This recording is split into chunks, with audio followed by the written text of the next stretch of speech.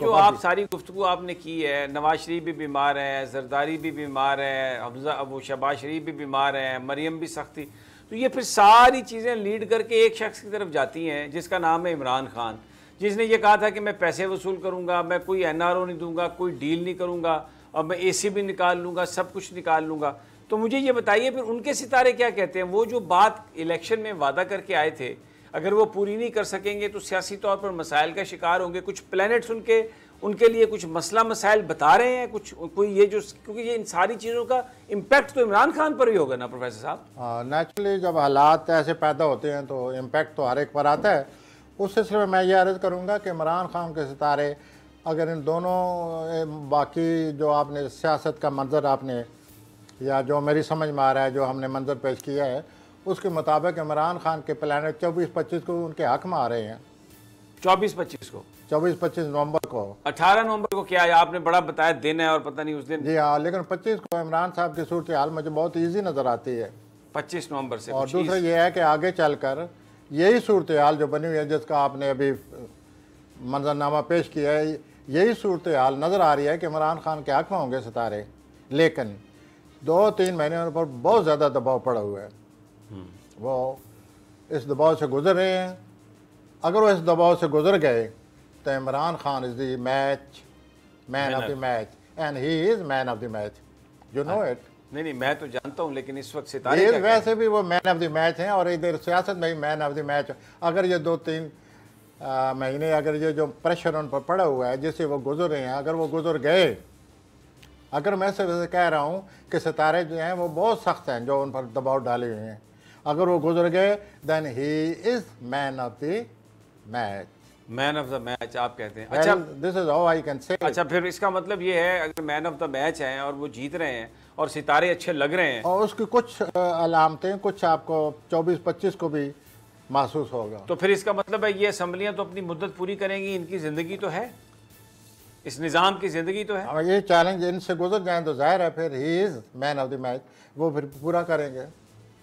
कोई आपको सेहत कैसी है? अगर सेहत भी ठीक है। पिछले प्रोग्राम में आपने कहा था कि आप एक अजीब सी मैं बात करने लगा हूँ जिसका उनके साथ सियासी तौर पर कोई तल्लक नहीं या मुमकिन है तल्लक बन जाए।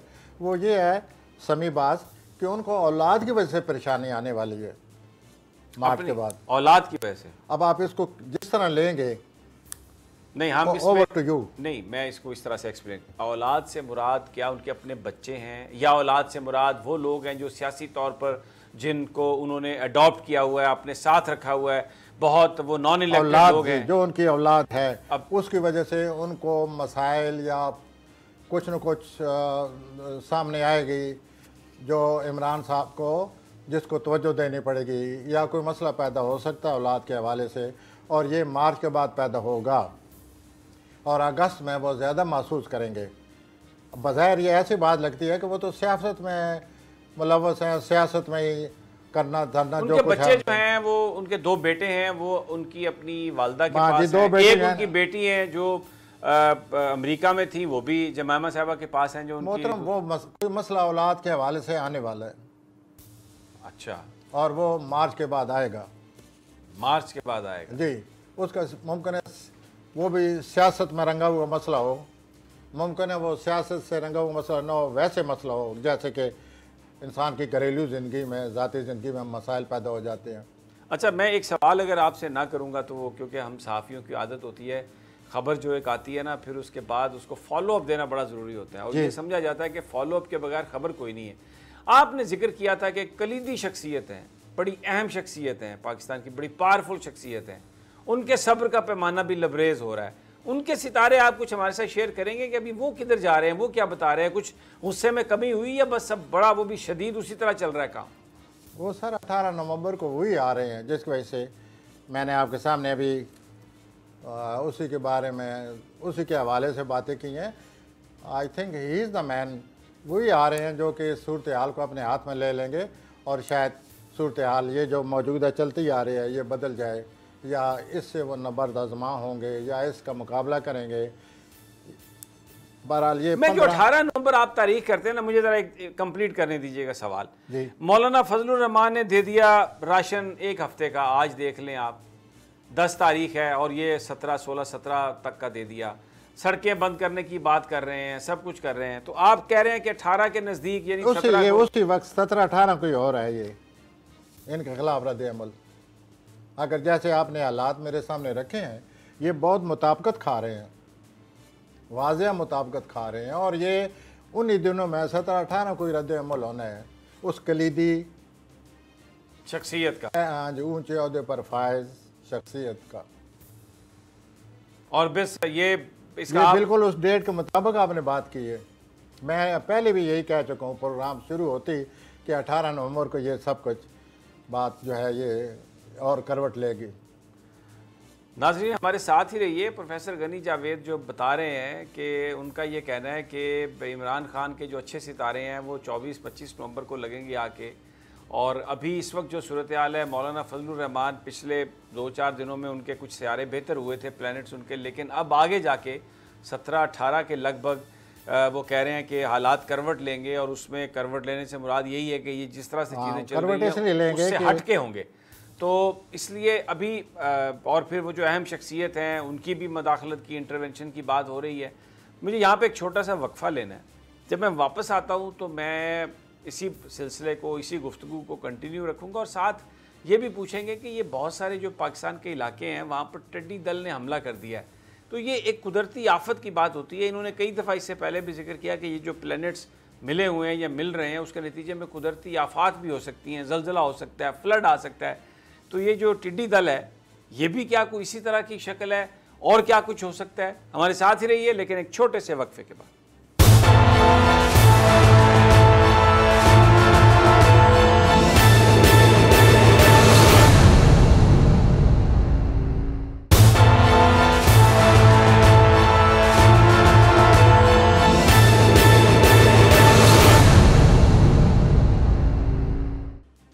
वेलकम बैक नाजरीन, तज्जिया स्पेशल में मैं हूं समी इब्राहिम, मेरे साथ प्रोफेसर गनी जावेद। सितारों की ज़बानी पाकिस्तान की सियासी सूरत हाल को देखने की कोशिश कर रहे हैं कि क्या हो सकता है। वो तो सिर्फ मेरे अल्लाह को ही मंजूर है और उसी को पता है कि क्या हो सकता है, लेकिन बहरहाल ये भी एक सेकुलर इल्म है, इस पे हम देखने की कोशिश कर रहे हैं ग्लासेस लगा के, जिस तरह अंधेरे में नाइट गॉगल्स लगा के आप चीज़ों को परखने की और देखने की कोशिश करते हैं, तो हम भी वो असल तो प्रोफेसर साहब ऐनक लगा के बैठे हुए, मैं तो साथ वो जो छोटा नहीं होता छैनी थोड़ा देने वाला, तो मैं भी ज़रा कोशिश कर रहा हूँ। प्रोफेसर साहब, ब्रेक पर जाने से पहले बात हो रही थी 18 नवंबर की, और सारी एक चीज़ मैंने हमेशा जब आपने बात की है, अक्सर आपने जिक्र किया प्लैनेट्स आ जाते हैं तो इसमें ज़लज़ले भी आते हैं, आफात भी आती हैं। टिड्डी दल ने हमला किया हुआ है पाकिस्तान के मुख्तलिफ इलाकों में, सिंध के अंदर, बल्कि आज तो वो कराची मलीर के इलाके में भी हमलावर हुए, और रहीम यार खान का इलाका। तो ये जो इस तरह की चीज़ें हैं ये शिद्दत भी पकड़ सकती हैं, कोई आफात और भी आ सकती हैं, ये भी प्लैनेट्स का असर आपने कई दफ़ा कहा कि होता है इस तरह।